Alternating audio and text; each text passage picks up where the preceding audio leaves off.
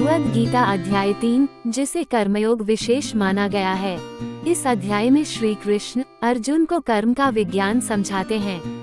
इस अध्याय में श्री कृष्ण ये समझाते हैं कि सभी जीव अपनी स्वाभाविक प्रकृति के गुणों के कारण कार्य करने के लिए बाध्य होते हैं और कोई भी प्राणी एक क्षण के लिए भी अकर्मा नहीं रह सकता। वे जो गेरुए वस्त्र धारण कर बाह्य रूप से वैराग्य प्रदर्शित करते हैं, लेकिन आंतरिक रूप से इंद्रिय विषयों के भोगों के प्रति आसक्ति रखते हैं, वे ढोंगी हैं। जो कर्मयोग का अनुपालन करते हुए बाह्य रूप से निरंतर कर्म करते रहते हैं, लेकिन उनमें आसक्त नहीं होते, वे उनसे श्रेष्ठ हैं। इसके बाद श्री कृष्ण इस पर बल देते हैं कि सभी जीवित प्राणियों को भगवान की सृष्टि की व्यवस्था के अभिन्न अंग के रूप में अपने दायित्वों का निर्वहन करना पड़ता है। जब हम भगवान के प्रति आभार व्यक्त करते हुए अपने कर्तव्यों का पालन करते हैं, तब ऐसे कर्म यज्ञ बन जाते हैं। यज्ञों का अनुष्ठान वास्तव में स्वर्ग के देवताओं को प्रसन्न करने के लिए किया जाता है और वे हमें सांसारिक सुख और समृद्धि प्रदान करते हैं। ऐसे यज्ञों के कारण वर्षा होती है और वर्षा से अन्न उत्पन्न होता है, जो जीवन निर्वाह के लिए आवश्यक है।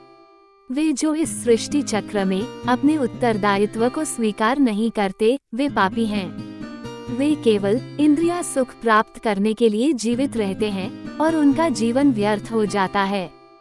फिर आगे श्री कृष्ण कहते हैं कि शेष मानव जाति से भिन्न ऐसी प्रबुद्ध आत्माएं जो आत्मज्ञान में स्थित रहती हैं, वे शारीरिक उत्तरदायित्वों का पालन करने के लिए बाध्य नहीं होती, क्योंकि वे आत्मा के स्तर पर अपने उच्च दायित्वों का निर्वहन कर रही होती हैं। हालांकि वे अपने सामाजिक दायित्वों का त्याग कर देती हैं, जिससे सामान्य मनुष्यों के मन में असमंजस की भावना उत्पन्न होती है, जो महापुरुषों के पदचिह्नों पर चलना चाहते हैं। इसलिए ज्ञानी पुरुषों को संसार के अनुसरणार्थ उच्च आदर्श प्रस्तुत करने के लिए बिना किसी प्रयोजन और व्यक्तिगत लाभ के लिए निरंतर कर्म करना होगा। यह अज्ञानी को अपरिपक्व अवस्था में अपने नियत दायित्वों का त्याग करने से रोकेगा। अतीत में महान राजर्षियों जैसे कि राजा जनक और अन्य राजाओं का यही उद्देश्य था, जिन्होंने अपने सांसारिक दायित्वों का निर्वहन किया था। इसके बाद अर्जुन पूछता है कि लोग अनिच्छा से पापपूर्ण कर्मों में प्रवृत्त क्यों होते हैं? क्या उन्हें बलपूर्वक पाप कर्मों में लगाया जाता है? तब श्री कृष्ण बताते हैं कि संसार का सर्वभक्षी पापपूर्ण शत्रु केवल काम वासना है।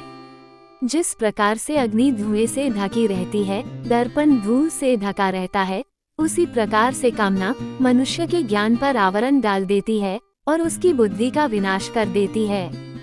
फिर श्री कृष्ण अर्जुन से आह्वान करते हैं कि वह इस कामना रूपी शत्रु का संहार कर दे, जो पाप का मूर्त रूप है, और अपनी इंद्रिय, मन और बुद्धि को वश में करे। अब आगे के अध्याय और श्लोक सुनिए अगले एपिसोड में।